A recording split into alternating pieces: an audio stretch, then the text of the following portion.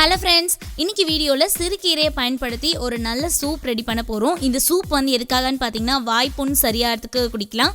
அதுக்கப்புறம் நம்ம குழந்தைங்களோட புத்தி கூர்மை, ஞாபக சக்தி அதிகமாகிறதுக்கு இந்த சூப்பை நீங்கள் தாராளமாக கொடுக்கலாம்.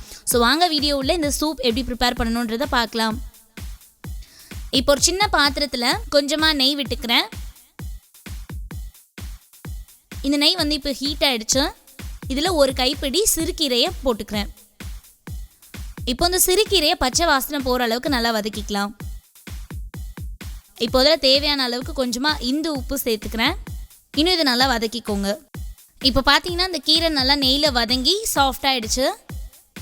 இதில் இப்போ நம்ம தேவையான அளவு தண்ணி ஊற்றி நல்லா கொதிக்க வச்சுக்கலாம்.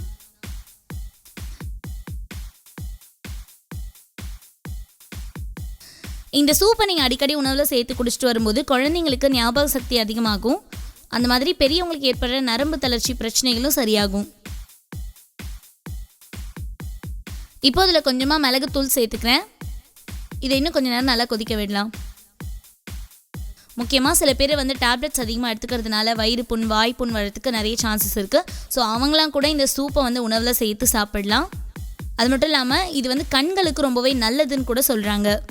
அந்த மாதிரி நம்ம உடலில் எங்கேயாவது கல் உற்பத்தி ஆனால் கூட இந்த சூப்பு வந்து அதை தடுக்கிறதுக்கு ரொம்ப யூஸ்ஃபுல்லாக இருக்கும். பாருங்கள், நல்லா கொதிச்சிருச்சு. இப்போ நம்மளுக்கு தேவையான சூப் ரெடி ஆகிடுச்சு. என்ன ஃப்ரெண்ட்ஸ், வீட்லேயே ஆரோக்கியமான முறையில் சூப் எப்படி ரெடி பண்ணணுன்றதை இந்த வீடியோ மூலமாக தெரிஞ்சிருப்பீங்க. ஸோ இது வந்து ரொம்ப டேஸ்ட்டாக இருக்கும். அதனால் குழந்தைங்களுக்கு கண்டிப்பாக செஞ்சு கொடுங்க, அவங்க விரும்பி சாப்பிடுவாங்க. அண்ட் இந்த வீடியோவை நிறைய பேருக்கு மறக்காமல் ஷேர் பண்ணுங்கள், அவங்களுக்கும் ரொம்ப யூஸ்ஃபுல்லாக இருக்கும். இந்த மாதிரி இன்னும் நல்ல யூஸ்ஃபுல்லான ஹெல்த் டிப்ஸோட நெக்ஸ்ட் வீடியோவில் நான் உங்களை மீட் பண்ணுறேன்.